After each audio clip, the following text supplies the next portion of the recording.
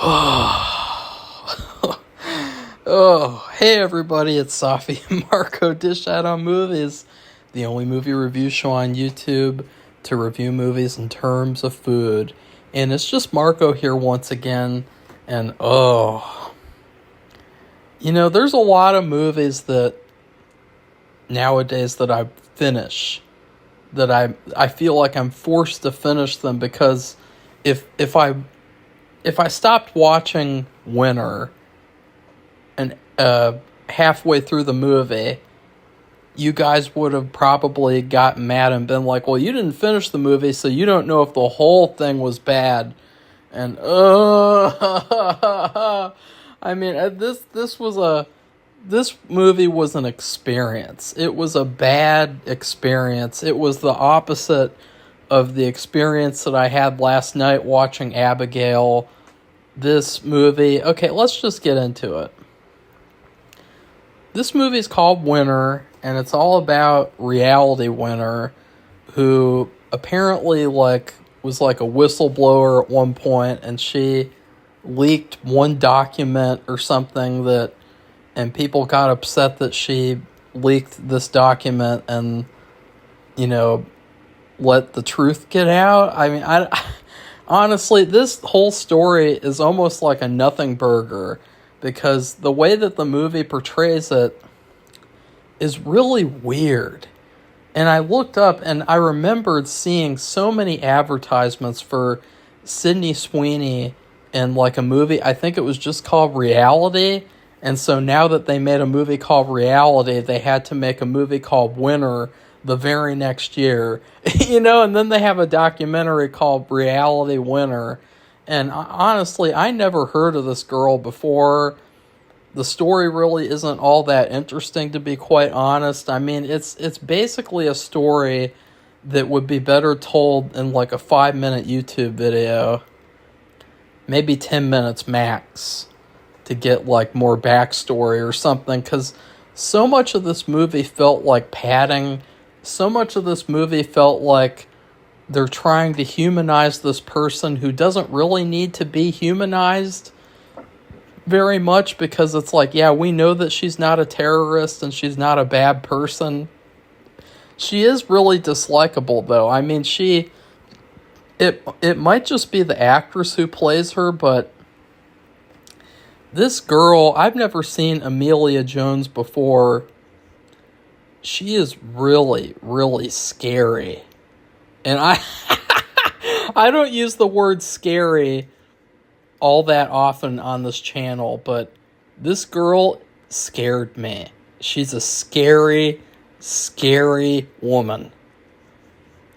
She was like really freaky. I was like, is she going to turn into a serial killer at one point in the movie? Like, she has this stare, this glare, and it's not like a kind of cutesy but scary stare like Jenna Ortega in Wednesday. It's like a really creepy stare, and a really creepy, like, just this grim look that she always has on her face. She's so... I wanted to be like, why so serious to her, because she was so uptight the entire movie.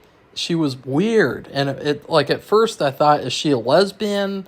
Because, like, the way that she was acting, she was kind of like this weird, like, Lisa Simpson-esque character. And then she gets this boyfriend, and that story takes up, like, 30 minutes of the movie, and that's kind of, like, a big waste of time, because she's not really into relationships, which is also weird, And so, in general, like, this was a weird, weird movie. It was such an uninteresting story, and it was such an endless nothing burger. I mean, the story itself, you have this woman who is rebellious, I guess you could say.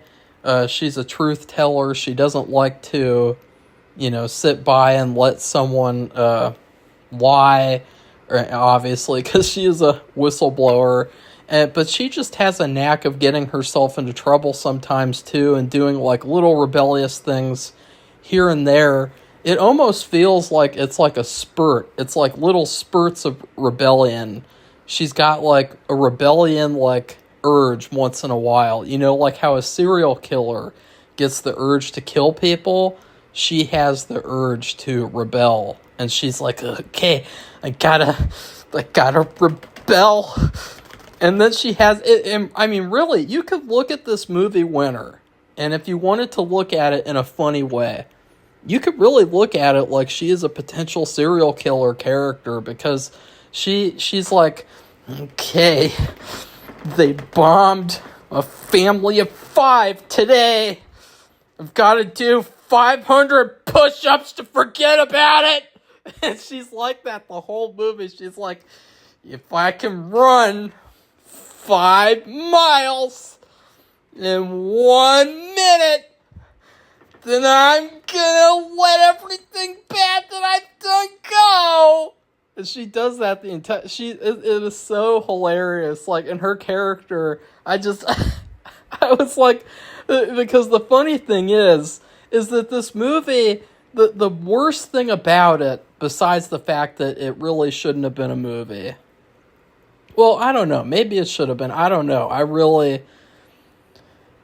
It's one of those times where it didn't feel like it needed to be an hour and whatever how many minute long movie. It just could have been a YouTube video.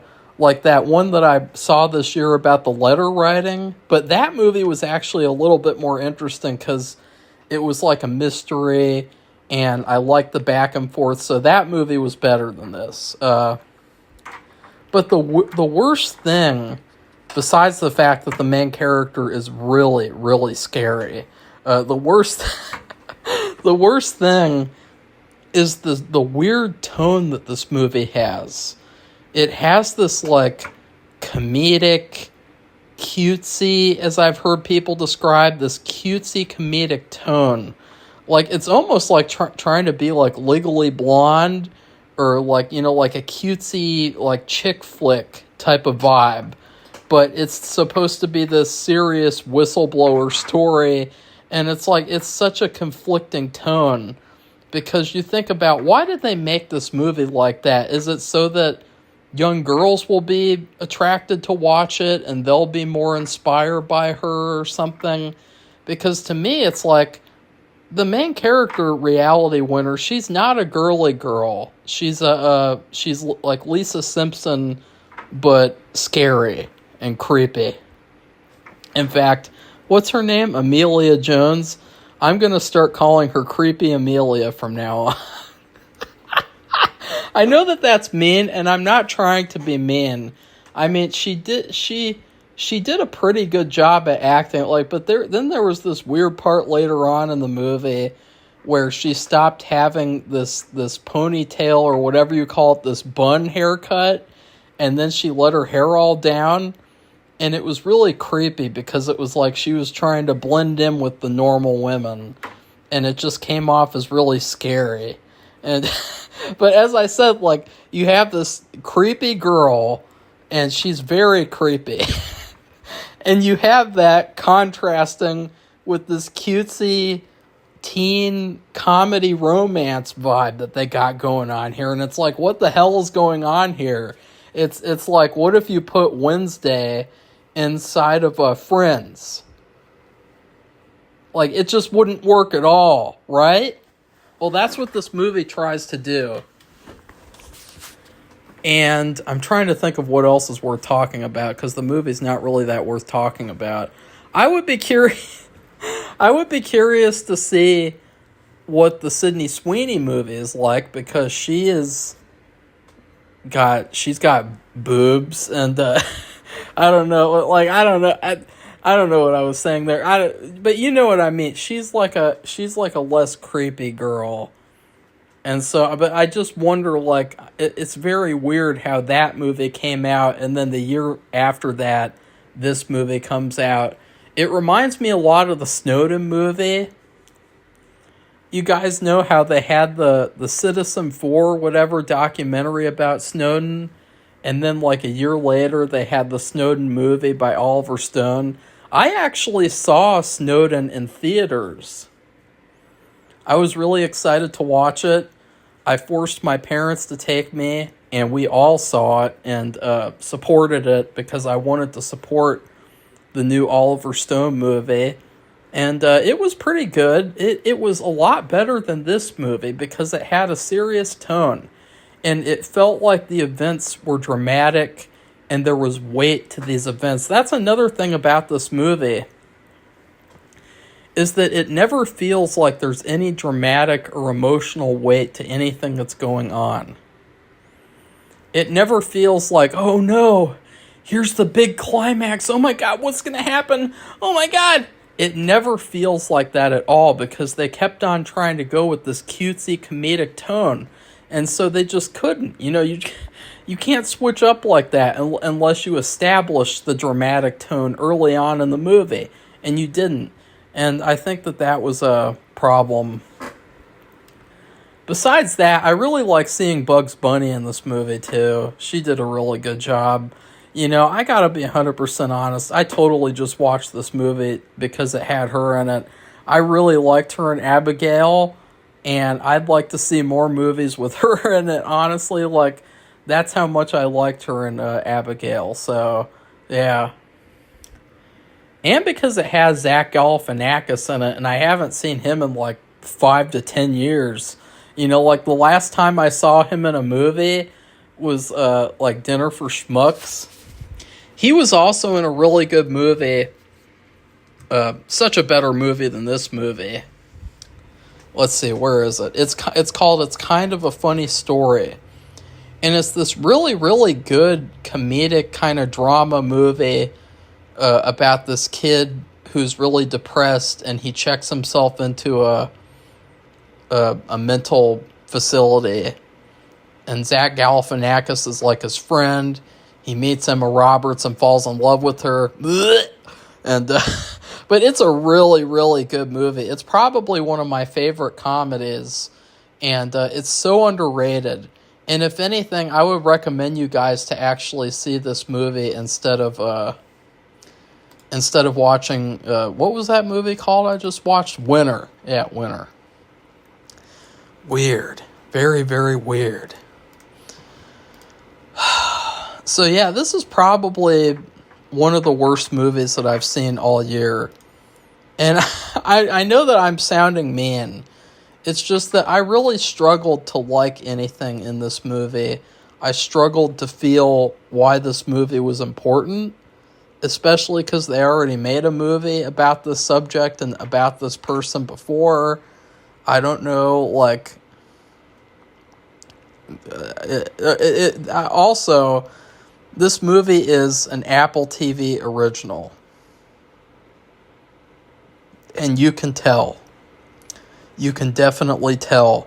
I mean, I find it really hilarious. And I bet that the real reality winner, I would love to know her perspective on the situation. Because Apple, they're just as bad as the NSA, right? Didn't Apple want to do that one thing where they could scan every single person's private photo albums for quote-unquote, CP, to try to see if people have CP on their phones so that they could, spy on everyone's personal private pictures and shit, and they ended up not doing that after everyone complained and said that was an invasion of privacy and shit. Apple is so hypocritical for making this movie to celebrate Reality Winner. It's not even funny. It's so hilarious. And also, this movie really feels like an Apple TV original. I mean, let's be honest. There's these certain movies, they have a feel to them. When you see a Netflix movie, it has a Netflix feel to it.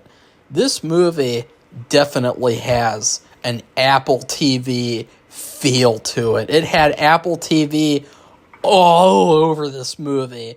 And I will say there were a couple of good moments here and there to be positive. I really liked the part where she stole the dog that was being abused by that guy who's leaving it out in the cold and the rain and not feeding it or whatever. Like, I really like that part.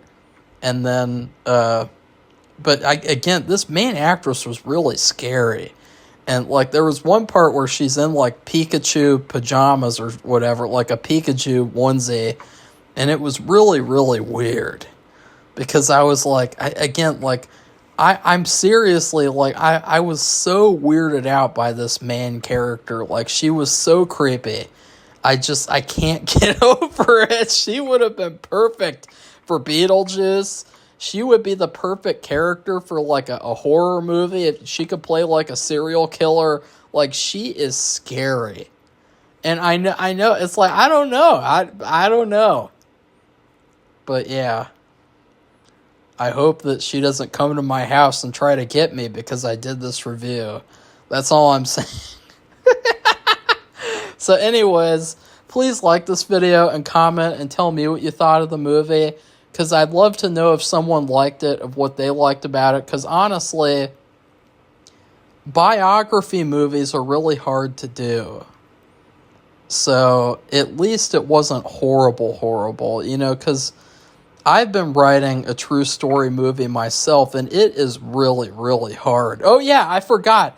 The one thing that I really did love about the movie that actually was kind of inspiring for my own script that I was trying to write was there's this montage in the movie where she talks about, like, what she did over the next couple of years at a certain point in the movie. And it's this really, really fast-paced, like, montage of where, you know, it's like a comedic kind of thing where she's like, I went to the theater, I saw Inside Out, and then I went to my first bachelor party wedding, and then I killed 5 people, and then I did this and that, and then I did this and that. It was really, really funny. And I thought, like, see, that was a moment where the comedy tone worked. That was a moment where what they were trying to do in this movie worked. And that was, like, the only moment in the whole movie where that was, like, effective. I also like seeing the mom from American Horror Story Season 1. I thought that she did a good job, too. So, again, the cast here was not a problem. You know, the acting was not a problem. The main girl was very scary, creepy Emilia. But there was no bad acting in the movie. It was mainly just the script that I didn't like in this movie. So, and then also, please subscribe to our channel if you'd like to see more honest movie reviews. Goodbye, everybody. See you soon. Please don't kill me, Emilia. Bye.